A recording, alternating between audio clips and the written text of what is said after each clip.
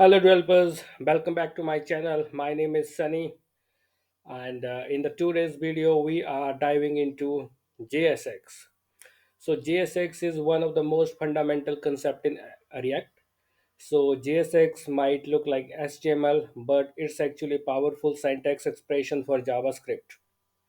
So we will explore how JSX works practically and how it gets compiled and cover some best practices along the way. So let's get started out. So first thing is, what is JSX? So JSX stands for JavaScript XML, and it allows us to write HTML like code directly in our JavaScript file. It makes our components more readable and expressive. So now look on this example. So here we are returning an h1 element inside greeting component. So even though it looks like HTML, but it's not. So JSX gets compiled into pure JavaScript using Babel, and behind the scenes, the code turns into something like which you are seeing in the screen, like this one.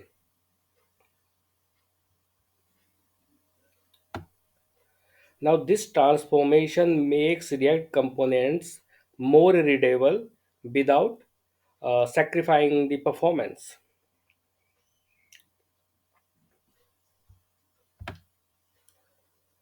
So, I would say one of the most powerful feature of JSX is that like it is embedding JavaScript expressions within curly braces. And now we can look on this example, this one, function user greetings. So in this example, the name prop is dynamically injected into the h1 element using curly braces. Where you are seeing props.name,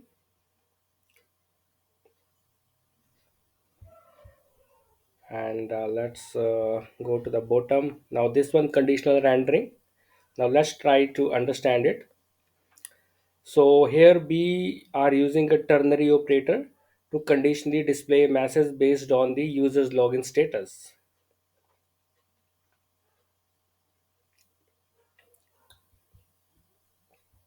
So now look this one, inline styling.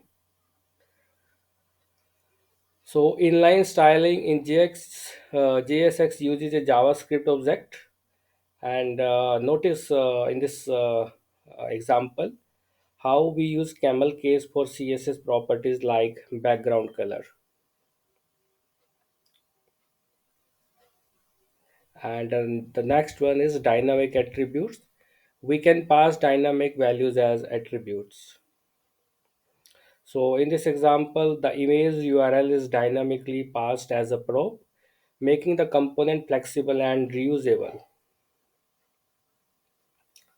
So JSX is not directly understood by the browser, and it gets compiled to plain JavaScript using Bevel.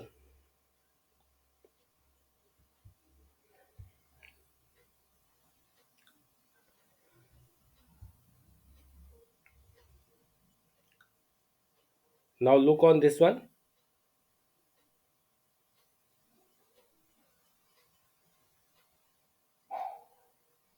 So JSX, in this case, JSX is just a static sugar over React.createElement, this line, and this makes it more efficient and compatible with JavaScript. And I would say like JSX comes with like a very some best practices, uh, which makes it like more popular these days over other frameworks or libraries.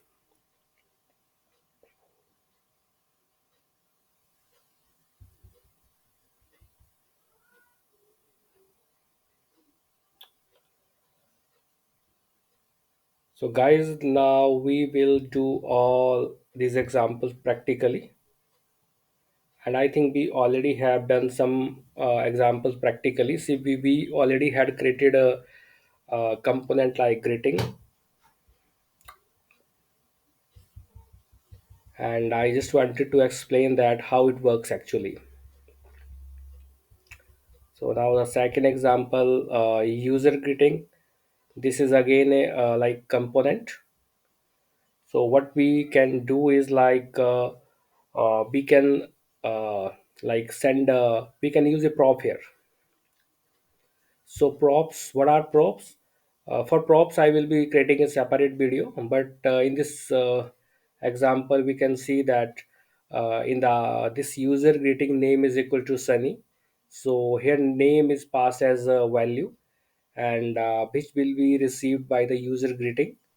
So we can use this component user greeting in many places in our application. So this name variable will always be a dynamic. We can pass anything here, maybe Sunny, maybe Amit, maybe some other name, and get in the user greeting function and y- use it as a dynamic value. So let's try out. We have used this greeting. So what I'm going to do is, so instead of greeting, let's say login. I will use some other example login. Let's use or maybe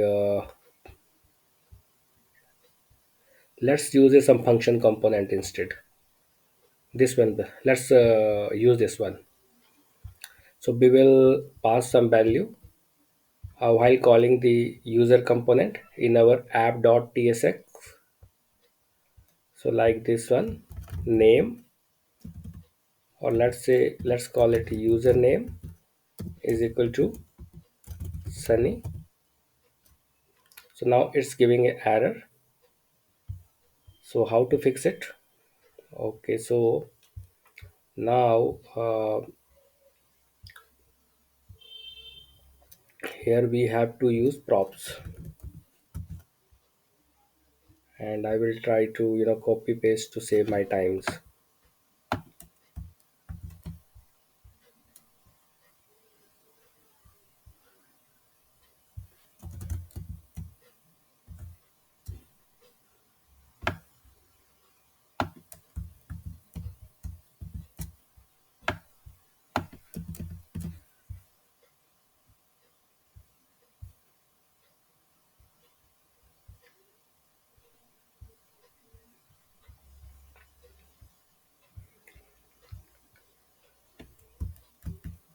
Let's make it of any type.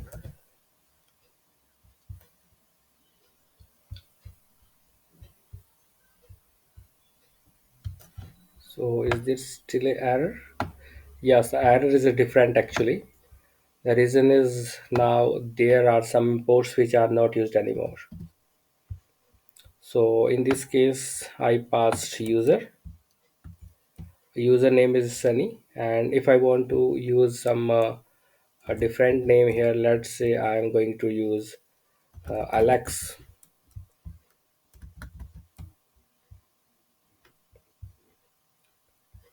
So it is not coming here. There may be some error.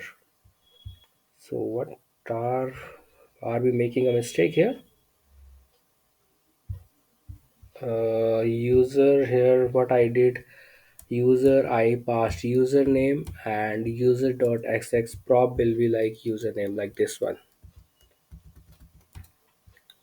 And if we want to see in our browser, then we can also look.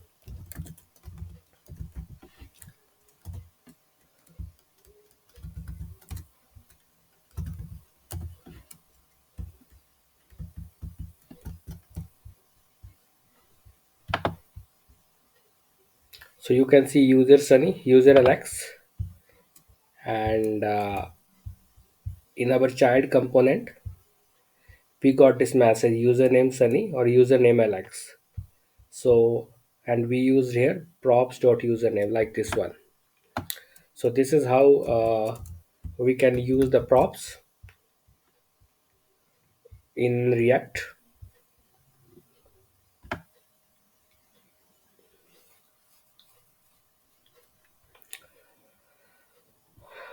So conditional rendering can be done as well. So let's try out it.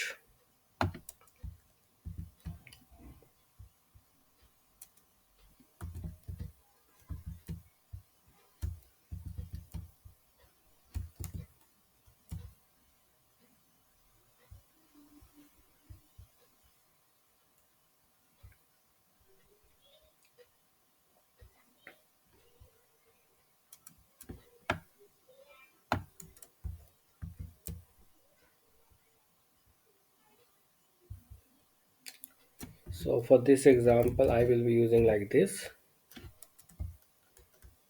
Obviously, I'm not passing anything here, but this is just to explain you. So now props dot is logged in is not available. So it will display a message, welcome back, and please sign in. You can see, uh, welcome back, please. Oh yeah, please sign in. Yeah, so under if let's say if props dot is logged in and true, because this is currently false, so it displayed a message, please sign in. So I hope you understand conditional rendering. It is just a ternary operator, and if you have worked in like other technologies like PSP.NET, then you must be aware of it.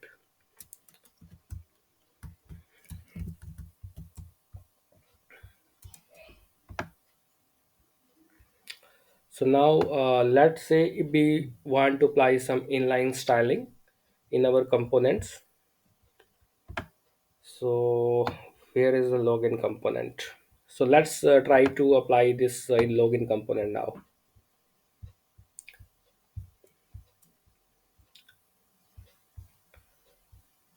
So what I'm going to do is inside my div, I'm going to create style, and I can call it as a custom. Custom is just a variable. Now what I have to do is I have to declare a constant with the name of a custom is equal to this one, and I can apply the properties here. Let's say color is this one, red.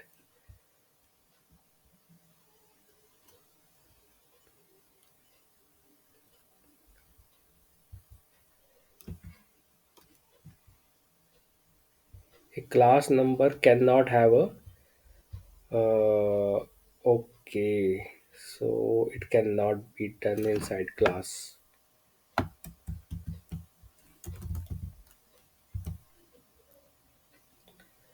Cannot find the name custom. So okay, so because this is a class component, so I have to declare it outside the class. In case of functional component, we can create the this classes inside function. So you can see the color of the login component, this h1 h2 tag had changed to red. Now if I want to apply like background color, padding, etc., so now see background color BACK.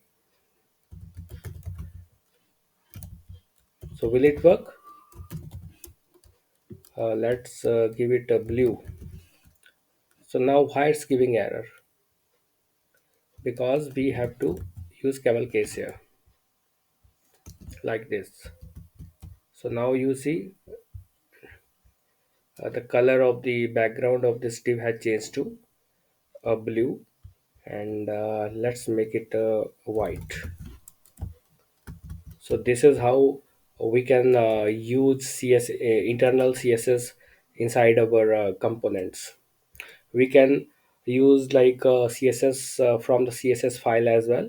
So I will be explaining that in some different video.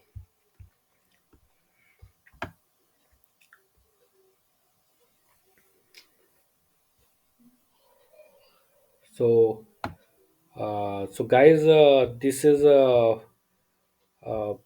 now this is example of dynamic attributes. We can pass dynamic values as attributes. So what it mean is like, so look on this example. Here I passed like username is equal to Sunny, but let's say I want to create it as like a dynamic. Then what I need to do, like this. Uh, let's make it a user name like this one. Now I will have to declare it as a constant as well. Constant username is equal to Sunny S, let's say. So do you think it will work? Yes, it will work. User Sunny S. So this is how we can pass the dynamic values while calling the components.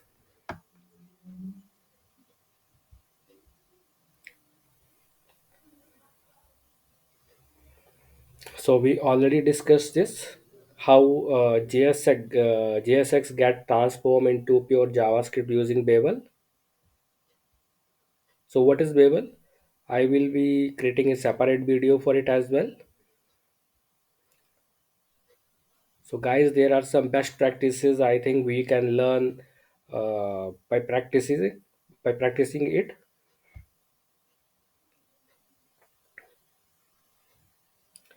And special keywords like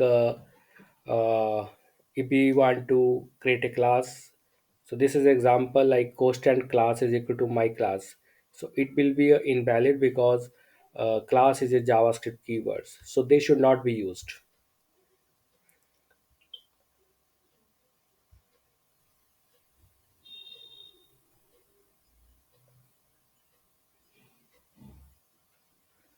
And let's say we are returning multiple elements without a wrapper, it's going to create a problem.